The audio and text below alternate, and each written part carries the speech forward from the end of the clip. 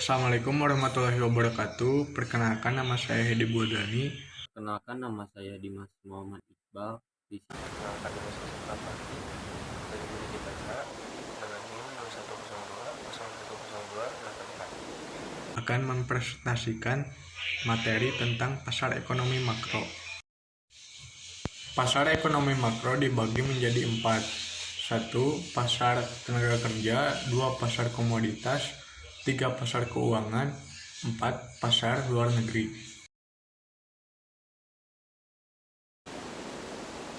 Pertama, pasar tenaga kerja. Di pasar tenaga kerja, perusahaan dan pemerintah membentuk demand tenaga kerja di rumah tangga supply. Rumah tangga menjual jasa tenaga kerja kepada perusahaan dan sebagian imbalannya tenaga kerja tersebut mendapatkan upah. Jumlah total tenaga kerja dalam suatu jumlah perekonomian bergantung pada semua keputusan pemerintah. Permintaan tenaga kerja. Permintaan tenaga kerja menggambarkan jumlah maksimum tenaga kerja di mana seorang pengusaha bersedia untuk mempekerjakannya pada setiap kemungkinan tingkat upah dalam jangka waktu tertentu.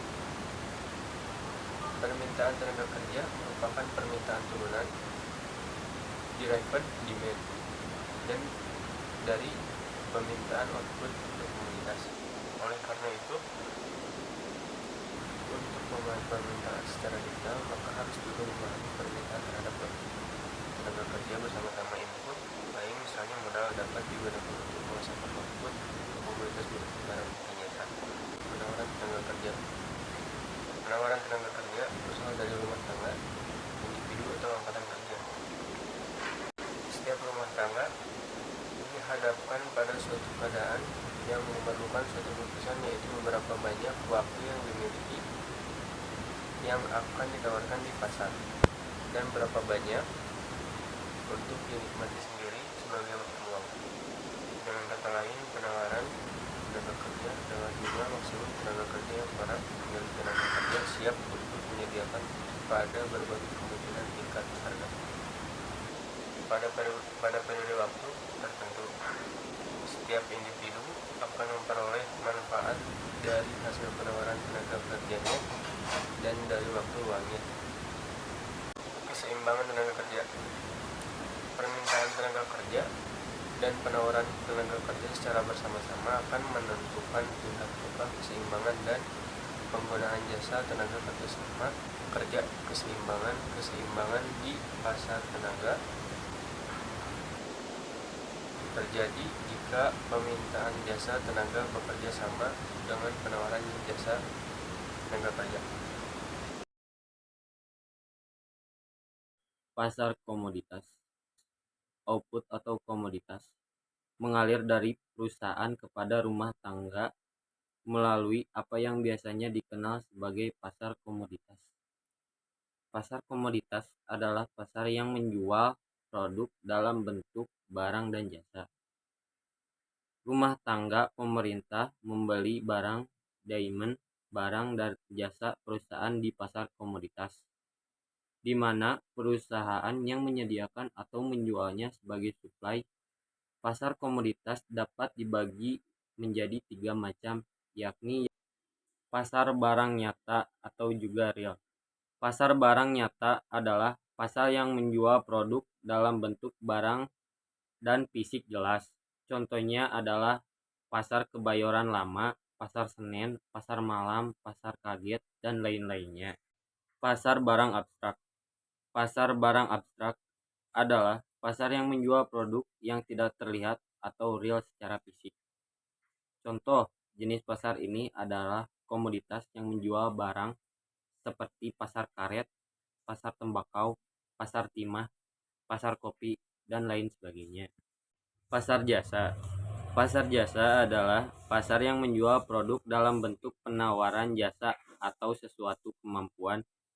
Contoh, pasar jasa seperti rumah sakit yang menjual jasa kesehatan, pangkalan ojek yang menawarkan jasa transportasi sepeda motor, dan lain sebagainya. 3. Pasar keuangan. Pasar keuangan atau financial market dapat berarti suatu sistem pasar yang memfasilitasi terjadinya perdagangan antar produk dan turunan keuangan, seperti misalnya bursa efek yang memfasilitasi perdagangan saham dan reksadana yang memfasilitasi perdagangan obligasi. Selain itu, dapat berarti pertemuan antara pembeli dan penjual untuk memperdagangkan produk keuangan dalam berbagai cara, termasuk penggunaan bursa efek secara langsung antara penjual dan pembeli. Terdapat dua macam pasar yang merupakan pasar keuangan, yaitu pasar uang dan pasar modal. Pasar uang. Pasar uang adalah pasar yang memperjualbelikan mata uang negara-negara yang berlaku di dunia. Pasar ini disebut juga sebagai valuta asing atau falas, atau foreign exchange atau forex. Risiko yang ada pada pasar ini relatif besar dibandingkan dengan jenis investasi lainnya. Namun demikian, keuntungan yang mungkin diperoleh juga relatif besar. Transaksi forex dapat terjadi di Bursa Efek Indonesia, agen forex di internet, dan lain-lain. Pasar uang juga merupakan pasar surat berharga jangka pendek.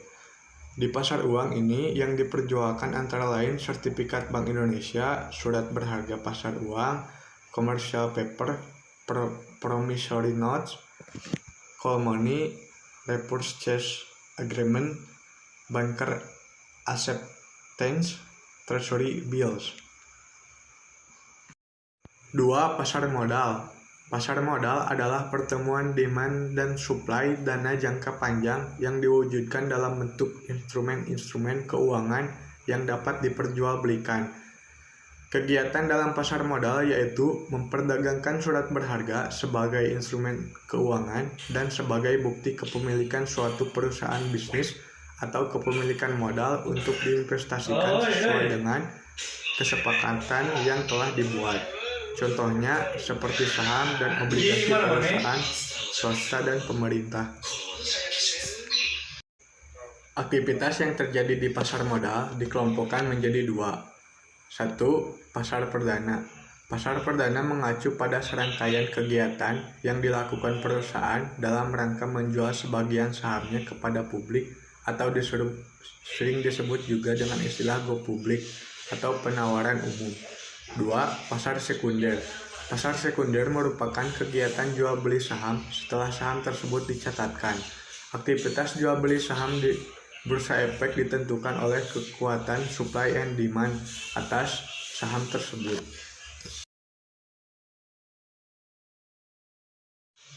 4. Pasar luar negeri. Pasar luar negeri menggambarkan hubungan antara permintaan dalam negeri akan produk impor dan penawaran ke luar negeri berupa produk ekspor. Di pasar luar negeri pun, kaum klasik juga mempertahankan pandangan mereka mengenai dunia yang selalu bisa mengoreksi ketidakseimbangan otomatis.